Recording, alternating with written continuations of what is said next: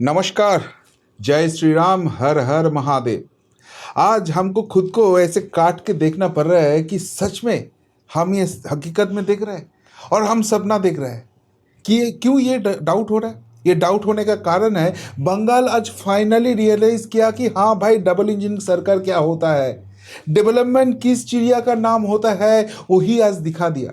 जब नरेंद्र मोदी जी चुनाव प्रचार में बंगाल में आए थे और बोले थे कि भाई आप एक बार यहाँ पर भाजपा गवर्नमेंट करके दिखाओ, उसके बाद बंगाल को बदलने का पूरे जिम्मेदारी मेरा है, तो हम उतना बिलीव नहीं कर पाए क्योंकि पिछले 50 साल से हमने बंगाल का कोई डेवलपमेंट देखा ही नहीं। पहले वामपंथियों ने, उसके बाद तृणमूलियों ने खराब करके रखा था सब कुछ। और उसके बाद जब अमित शाह जी ने आके बोला कि भाई आपका मुख्यमंत्री आपका ही बिरादरी से कोई होगा, कोई बंगाली ही यहाँ पर मुख्यमंत्री बनेगा, ऐसे नहीं कि हम दिल्ली से कुछ यहाँ पर आपके ऊपर दे के जाएंगे, हम आपको पूरा सपोर्ट करेंगे लेकिन बंगाल चलेगा बंगाली। और वही चीज़ हुआ जब हमने देखा शुभेंदु अधिकारी जी को यहाँ पर पूरा रिस्पॉन्सिबिलिटी दिया गया। और हम देख रहे हैं आज बजट सेशन था, उस बजट सेशन में क्या क्या हुआ, एक बजट में क्या क्या हो सकता है। देखिए, ये तो बात तैयार है कि मैं बंगाल का बजट देखना छोड़ ही दिया था क्योंकि इसके पहले ममता बनर्जी जब सीएम हुआ करती थी तो तब वो बोलती थी कि भाई ये जो बजट सेशन है ना, मैं ट्रेड मिल में भागते हुए ही बना देता हूँ। तो सोच लीजिए, कोई सीएम अगर उसको एफएम को ऐसे डिनाई करती है और उसके बाद बोलता है मैं खुद ही बना लेता हूँ, तो उस बजट में क्या होगा? कुछ भी नहीं होता। लेकिन इस बजट में हमको सब कुछ मिला है।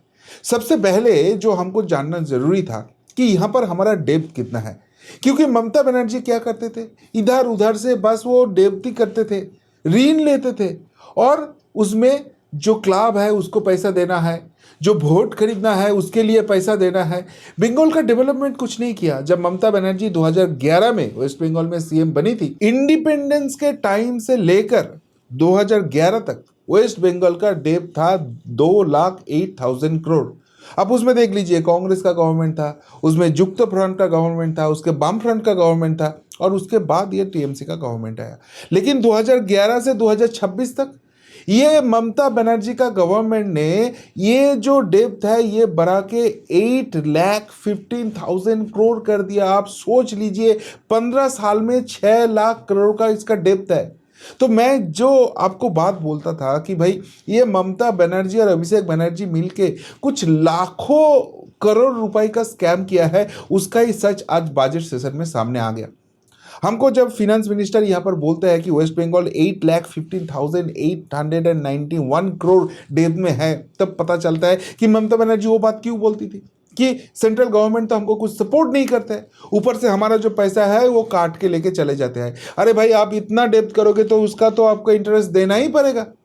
तो कैसे बंगाल का हाल ये 15 साल में ममता बनर्जी ने कर दिया था, उसका एक छवि आ गया। लेकिन वो छवि जो है वो हम चेंज क्या कर पाएंगे? हाँ, वो छवि चेंज करने के लिए हर सेगमेंट में ये शुभेंदु अधिकारी और फिनेंस मिनिस्टर सपन दासगुप्ता जी ने बहुत मेहनत किया और उसका एक फ्रूटफुल रिजल्ट आ रहा है, ये सारे बंगाली लोग को मालूम पड़ गया। पहले ही उन्होंने जो बोला है, जो हमारा युवा साथियों है, जो यहाँ पर लड़का है, जो लड़की है, जिनको जॉब नहीं दे पाए ममता बनर्जी, उन लोगों के लिए एक स्कीम चालू हो रहा है जो भाजपा का संकल्प पत्र में था। अभी से जो भी ग्रेजुएट है उनको महीने में 3,000 रुपये दिया जाएगा जब तक उसको नौकरी नहीं लगता है। और अगर कोई नॉन ग्रेजुएट है तो उनको भी 2,000 रुपये दिया जाएगा। और ये पैसा इसलिए दिया जा रहा है कि आप भाई आपको स्किल डेवलप करो, आपका ट्रेनिंग कंप्लीट करो, क्योंकि बंगाल में बहुत सारे इंडस्ट्री आने वाला है, बंगाल में अगले दिन बहुत सारे गवर्नमेंट जॉब्स आने वाला है। तो इसलिए आप आपको तैयार करो और उसके लिए ये गवर्नमेंट से हेल्प आपको अभी से दिया जा रहा है। कितना पॉजिटिव एक स्टेप है। दूसरे बात यहाँ पर जो आया, बहुत इंपॉर्टेंट बात आया, अभी हमारा जो एमएलए साहब हुआ करते थे उन लोगों को एलएडी, लोकल एरिया डेवलपमेंट के लिए बस 70 लाख रुपए ही मिलते थे। लेकिन अभी वहाँ पर चेंज हो गया, वो 1 करोड़ तक मिलेगा, मतलब 30 लाख का एक्स्ट्रा फंड सारे विधायकों के लिए दिया गया है। और यहाँ पर 294 असेंबलीज है। तो अब समझ लीजिए गवर्नमेंट कितना एक्स्ट्रा पैसा इस फंड के लिए दे रहा है। तो ये जो डेवलपमेंट है, ये एक हॉलिस्टिक डेवलपमेंट सारे विधानसभा क्षेत्र में करना है। वो मेरा भाजपा का कैंडिडेट है या दूसरे पार्टी का है वो देखना नहीं है। गवर्नमेंट का एक अच्छे सोच का निशान यहाँ पर भी हमको मिलता है। और एक इंपॉर्टेंट चीज़ यहाँ पर हुआ है, एडुकेशन के ऊपर तो बहुत फोकस किया जाएगा, ये तो हमको मालूम ही पड़ रहा था। लेकिन जो झारग्राम है, जहाँ पर मेनली वहाँ पर आदिवासी लोग रहते हैं, उनके लिए आदिवासी विश्वविद्यालय वहाँ पर बनाया जाएगा। मतलब झारग्राम जो थोड़ा पीछे है, जहाँ पर माओइस्ट का बहुत सारे अत्याचार हुआ है, तो उस जगह का भी अभी एजुकेशनल डेवलपमेंट के लिए गवर्नमेंट सोचना शुरू कर दिया। जो यहाँ पर एजेड पर्सन है, जो यहाँ पर विडोज़ है, उन लोगों के लिए भी 500 रुपीज़ का एक्स्ट्रा फंड का एलोकेट कर दिया। उसको जितना भी मिलता था उससे से 500 और भी वहाँ पर ऐड हो जाएगा। और नॉट ओनली दैट, यहाँ पर जितना भी स्टेट ट्रांसपोर्ट कॉरपोरेशन का कॉन्ट्रेक्चुअल कंडक्टर है, बस कंडक्टर है, उसका जो पेमेंट है वो बढ़ा के अभी 16,000 किया गया है। जितना भी यहाँ पर सिविक वॉलेंटियर है, विलेज पुलिस है, ग्रीन पुलिस है, उसका भी जो उसको मिलता है वो 2000 बढ़ाया गया है। जितना भी यहाँ पर होम गार्ड है उसको भी 2000 करके बढ़ाया गया है। मतलब जितना भी कॉन्ट्रेक्चुअल लोग हैं यहाँ पर, जिसको ममता बनर्जी ने ये 15 साल में कुछ भी तनख्वाह नहीं बढ़ाया, आते ही उसको 1.5 महीने का अंदर 2000 करके उसका इंक्रीमेंट कर दिया। लेकिन यहाँ पर एक कंडीशन दे दिया शुभेंदु अधिकारी जी ने, जो होना भी चाहिए, कि भाई ये civic police, village police, green police, home guard के नाम में ममता बनर्जी ने आपके पार्टी से बहुत सारे कैडर को वहाँ पर घुसा दिया, जो एक्चुअल पुलिस का काम करते ही नहीं है, पुलिस को हेल्प ही नहीं करता है, वो पार्टी का काम करता है, जिसका वो एलिजिबिलिटी नहीं है, जिसके पास फॉल्स सर्टिफिकेट है। अब वो सारी चीज़ का जांच किया जाएगा और जो दोषी पाया जाएगा उसको वो नौकरी से निकाला जाएगा और जो भी कानूनी कार्रवाई है वो उसके ऊपर हो जाएगा। लेकिन सबसे अच्छे काम हुआ आशा दीदी के साथ। ये लोग बहुत दिन से, बहुत लंबे टाइम से ममता दीदी के सामने धरना लगाते थे कि भाई हमारा जो तनख्वाह है वो बढ़ा दो आप। लेकिन ममता दीदी का पुलिस इन लोगों के ऊपर बस लाठी चार्ज करते थे, इन लोगों को कुछ नहीं देता था, बस मारपीट करना पड़ता था, इन लोगों को अरेस्ट किया जाता है। और शुभेंदु अधिकारी का गवर्नमेंट किया क्या है ये आशा दीदी के लिए, ये सारे आशा दीदी के लिए 5000 करके इनका जो तनख्वाह है वो बढ़ा दिया। मतलब हर सेगमेंट में जो पिछले थे, जिसका सैलरी लेके दिक्कत थे, उसको थोड़ा एडजस्ट करने का कोशिश किया गया है। लेकिन आप बोलो ये बस भाता ही देते जा रहा है। जो ममता दीदी करते थे, अभी शुभेंदु दादा वो जो थोड़ा ज़्यादा कर दिया तो ये अच्छे हो गया, नहीं। वो जो बात बोला ना कि डेवलपमेंट, हॉलिस्टिक डेवलपमेंट पूरा बंगाल के लिए सोच रहे हैं, वो काम हो गया। पहले तो कोलकाता में जो एयरपोर्ट है वहाँ पर सेकेंड रनवे हम बना ही नहीं पाए। क्यों? क्योंकि वहाँ पर एक मॉस्क हुआ करते थे और वो इलीगली वहाँ पर बनाया गया है, लेकिन वो उस मॉस्क के लिए सेकेंड रनवे हम बना ही नहीं पाए। एक ही एयरपोर्ट है वेस्ट बंगाल में, उसके ऊपर बहुत प्रेशर आते हैं, तो वो तो हटाने का भी बात हो गया, वहाँ पर सेकेंड रनवे हो जाएगा। लेकिन कलकत्ता एयरपोर्ट का प्रेशर कम करने के लिए वहाँ से थोड़ी दूर में कल्याणी में एक सेकेंड एयरपोर्ट बनाने का काम चालू हो जाएगा। इसके मतलब अगले दिन वेस्ट बंगाल में जब डेवलपमेंट होगा, जब इंडस्ट्री आएगा, तो वो वाला बहुत हमारा हेल्प होगा। और ये बस साउथ बंगाल के लिए भी नहीं सोचा, ये पूरा राज्य के लिए सोच रहा है। इसलिए पुरुलिया, मतलब जो जंगल महल एरिया है, बालूरघाट और मालदा जो नॉर्थ बंगाल का सेगमेंट है, वहाँ पर भी सेंट्रल के हेल्प से वहाँ पर एयरपोर्ट बनाया जाएगा। और यहाँ पर वेस्ट बंगाल पे अभी तो फिलहाल 23 डिस्ट्रिक्ट्स है, लेकिन बहुत सारे डिस्ट्रिक्ट है जो बहुत बड़ा डिस्ट्रिक्ट है, और वहाँ पर मतलब पूरा डिस्ट्रिक्ट को काम करना थोड़ा डिफिकल्ट हो जाता है, क्योंकि पूरे डिस्ट्रिक्ट के लिए आपको एक ही डिस्ट्रिक्ट कोर्ट मिलेगा, आपको एक ही जिला शासक का वहाँ पर आपको सेंटर मिलेगा, तो वो डेवलपमेंट करना बहुत दिक्कत के बात हो रहा है। तो इसको अभी छोटे छोटे जिले में इसको करने की कोशिश किया जा रहा है। जैसे पहली कलकत्ता में जो एरिया है उसको अभी नॉर्थ कोलकाता और साउथ कोलकाता दो पार्ट में इसको डिवाइड किया जाएगा, और साउथ कोलकाता में बस 4 ही असेंबली है। तो ये हमको लग रहा है, इसका अभी क्लैरिटी नहीं आया है, तो जो उसके बाजू के साउथ 24 परगना का एरिया है जो कलकत्ता म्यूनिसिपल कॉरपोरेशन के अंडर है, वो सारे ये अभी साउथ कोलकाता में आ सकता है। मतलब ये जो साउथ 24 परगना का इस एरिया है जो कलकत्ता का एकदम एडजेसेंट है, उसको भी अभी कलकत्ता का सारे फैसिलिटी मिलने वाला है। दूसरे जिला जो बात किया है बसीरहाट, मतलब शेख शाहजहां का नाम से जाना जाता था जो बसीरहाट, वहाँ पर बहुत छोटे आइलैंड है, और उस एरिया को डेवलपमेंट करने के लिए नॉर्थ 24 परगना का उस सेगमेंट को पूरा अलग से एक जिला बनाया जाएगा। सुंदरबन जो एरिया है जो साउथ 24 परगना का ही एक बड़ा सा पार्ट है, वहाँ पर ही एक अलग सा डिस्ट्रिक्ट बनाया जाएगा, उसको भी डेवलप किया जाएगा। जंगीपुर जो डिस्ट्रिक्ट है जो मुर्शिदाबाद में हुआ करता है, तो मुर्शिदाबाद में उसको भी अलग किया जाएगा, उसका भी एक अलग, बहुत दिन से ये डिमांड था। और हुगली डिस्ट्रिक्ट का जो आरामबाग एरिया है, उस आरामबाग सेगमेंट में भी अभी नए डिस्ट्रिक्ट बनाया जाएगा, वहाँ पर फिर डेवलपमेंट होगा। तो एक एक चीज देख लीजिए, डेवलपमेंट का जो बात है वो एकदम पहले दिन से ही दिमाग में घुसा लिया ये गवर्नमेंट, और उसके हिसाब से आगे अगले दिन अगर मुझे बहुत ज़्यादा डेवलपमेंट करना है तो छोटे छोटे डिस्ट्रिक्ट का ज़रूरत होगा। और एक डिस्ट्रिक्ट बनाना मतलब बस ऐसे ही नहीं, उसके लिए डिस्ट्रिक्ट कोर्ट बनाना पड़ेगा, उसके लिए डीएम का ऑफिस बनाना पड़ेगा, बहुत सारी चीज़ करना है। लेकिन उसमें ये गवर्नमेंट इन्वेस्टमेंट करेगा, क्योंकि छोटे छोटे डिस्ट्रिक्ट होगा तो डेवलपमेंट करना और भी आसान हो जाएगा। और एक बहुत दिन से यहाँ पर डिमांड चल रहा था गवर्नमेंट जो एम्प्लॉयज़ है उनका डीए लेकर। ममता बनर्जी के पास ये जब डीए मांगते थे तब ममता बनर्जी बोलते थे कि आप कुत्ते के तरह भो भो मत करो। आप सोच लो, गवर्नमेंट एम्प्लॉयज जो गवर्नमेंट के काम आगे लेके जाता है, उसको उसको सटीक तरीके से काम करता है, उसको कुत्ते बना देता था ममता बनर्जी। लिटरली बोलते थे आप भो भो मत करो, घेव घेव मत करो। और जो सेंट्रल का पे कमीशन है, हमेशा से एक पे कमीशन ये पीछे चलते थे, अभी तो दो पे कमीशन पीछे चल रहे हैं। ऊपर से सेंट्रल का जो डीए है, पूरे भारत में सबसे कम डीए दिया जाता था इस गवर्नमेंट को। आपको एक चीज़ अगर बोल देता हूँ तो आपको समझ में आ जाएगा, ये नए पे कमीशन करने के बाद ममता बनर्जी अभी तक 18% दिया था, और वो पिछले 3 सालों से ये चीज़ चल रहा है।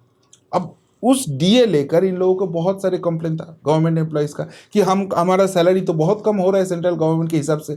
तो ममता बनर्जी बोलती थी कि अगर आपको सेंट्रल के हिसाब से पैसा चाहिए तो एक काम करो, अब सेंट्रल में काम करने चले जाओ, बंगाल में काम करने की कोई ज़रूरत नहीं है। कितना एरोगेंस था। लेकिन ये शुभेंदु गवर्नमेंट आने के बाद क्या किया, इन एक एक लप में इनका जो डीए है ये 20% और बढ़ा दिया। जो 18% डीए मिलते थे वो अभी 38% मिलेगा। लेकिन फिर भी ये लोग थोड़ा पीछे चलेंगे, क्योंकि सेंट्रल के हिसाब से अभी 60% डीए मिलता है, तो 22% अभी भी पीछे चल रहा है। तो शुभेंदु अधिकारी जी ने एक दो अच्छे चीज़ बोल दिया। नंबर 1 पॉइंट बोल दिया कि भाई देखो, ये हमारा पहला बजट है, हम बस 1.5 महीना हुआ है यहाँ पर सत्ता में आया है, तो हमको थोड़ा टाइम दीजिए। हमारा जो नेक्स्ट बजट सेशन होगा, मतलब नेक्स्ट फिनेंशियल ईयर के लिए, वहाँ पर आपको सेंट्रल से कुछ भी गैप नहीं रहे ये हम देखेंगे, हमको थोड़ा वक्त चाहिए। हम तो 20% आपको दे दिया। दूसरी बात है, आप जो पे कमीशन पीछे चल रहे थे वो पे कमीशन का काम हमने चालू कर दिया, दिसंबर तक वो हम खत्म भी कर देंगे, तो आपको नए पे कमीशन मिल जाएगा। और वो पे कमीशन जब आपका हो जाएगा तो सेंट्रल में 8 पे कमीशन हो जाएगा। आप फिर एक पे कमीशन पीछे चलोगे, उसको भी आप नेक्स्ट 2 साल के अंदर उसको भी हम कर देंगे इम्प्लीमेंट। तो मतलब जो गवर्नमेंट एम्प्लॉयज़ है उसका जो पे स्केल है वो बहुत ही बढ़ने वाला है। जो इतना दिन इन लोगों को बहुत राग था, जो हम ममता बनर्जी हमको कुछ नहीं देता है, वो आते ही ख़त्म कर दिया। और दूसरे एक इंपॉर्टेंट चीज़ जो सब जगह में होना चाहिए लेकिन बंगाल में नहीं होता था, वो है नौकरी, गवर्नमेंट जॉब्स। गवर्नमेंट जॉब्स क्या चीज़ है, ये वेस्ट बंगाल का जो ब्रिलियंट स्टूडेंट्स है वो भूल गए थे। जहाँ पर भी ये होता था वहाँ पर भी घोटाला है, और उसके बाद इसका लिस्ट निकल जाते थे, जो एक्चुअल कैंडिडेट है उसको जॉब नहीं मिलते थे, ये लोग धरने में लग जाते थे और पुलिस इसको लाठीचार्ज करते थे।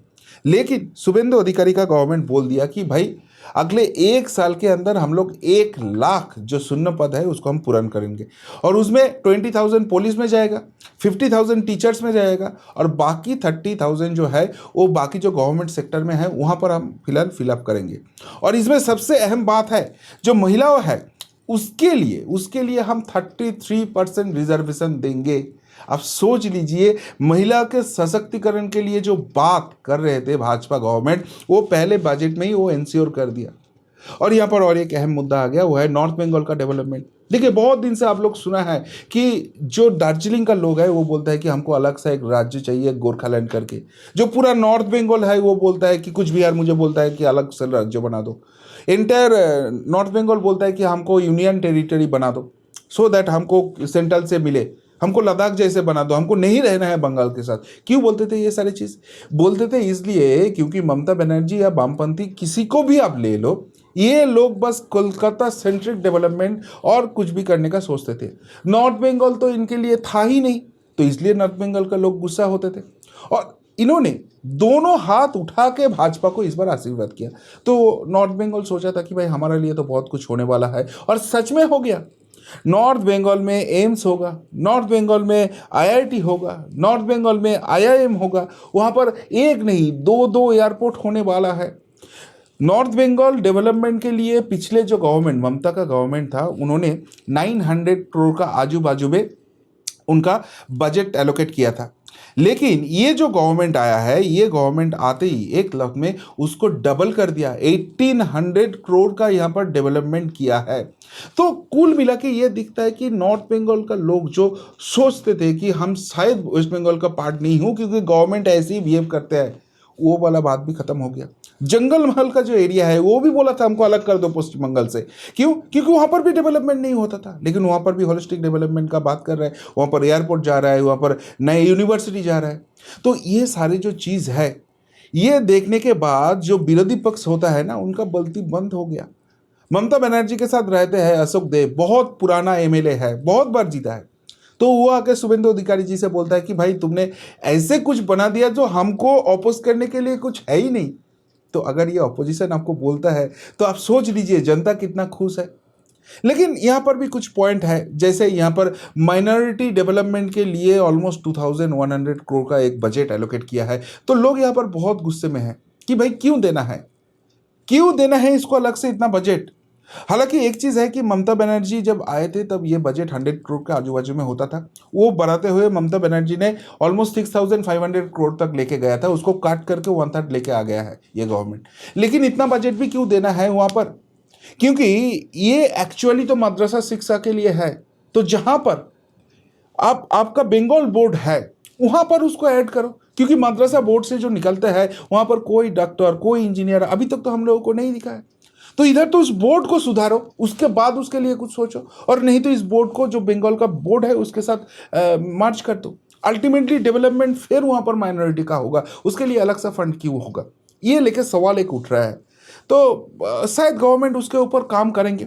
लेकिन बाकी सारे जो क्षेत्र है, वो ग्रामीण है, वो महिलाओं के लिए है, वहाँ पर बहुत सारे अच्छे से फंड एलोकेट किया है। और प्रॉपर एक बजट बहुत दिन बाद बंगाल को देखने को मिलता था। क्योंकि देखिए अभी स्टेट बजट देखने का इतना कोई मजा नहीं है, क्योंकि इतने दिन क्या होता था कि जो टैक्सेस होता था उसका दो सेपरेट पार्ट होता था, एक सेंट्रल गवर्नमेंट का एक स्टेट गवर्नमेंट का। लेकिन जीएसटी आने के बाद तो वो वाला बात चला गया है।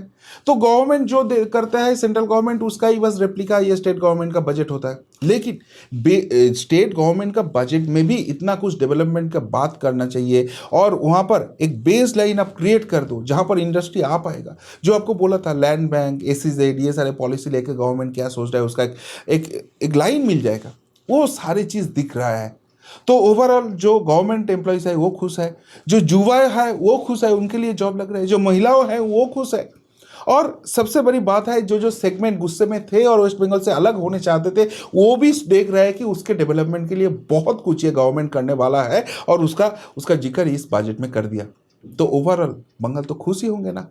और इतना वाला खुशी इतने दिन से नहीं देखा था, तो इसलिए ये जो खुशी है ये दुगना होते जा रहा है। तो ओवरऑल वेस्ट बंगाल बजट इस बार एकदम मैजिक दिखाया, और नरेंद्र मोदी जी ने जो वादा बंगाल के लिए किया था वो शुभेंदु अधिकारी जी और उनका फिनेंस मिनिस्टर सपन दासगुप्ता जी, वो दोनों मिलकर साकार रहा है। और ये सबको देख के बंगाल एक ही चीज़ बोल रहा है, हाँ इसलिए हमने मांगा था डबल इंजन, और उसका फायदा अल्टीमेटली हमको मिलने चालू हो गया। क्या बोलेंगे बंगाल का बजट का इतना सारे सब कुछ लेके? अगर कुछ बोलना है तो ज़रूर कमेंट बॉक्स में कमेंट करके बताइए। अभी के लिए इतना ही, फिर मिलता है बहुत जल्द। नमस्कार, जय हिंद, वंदे मातरम।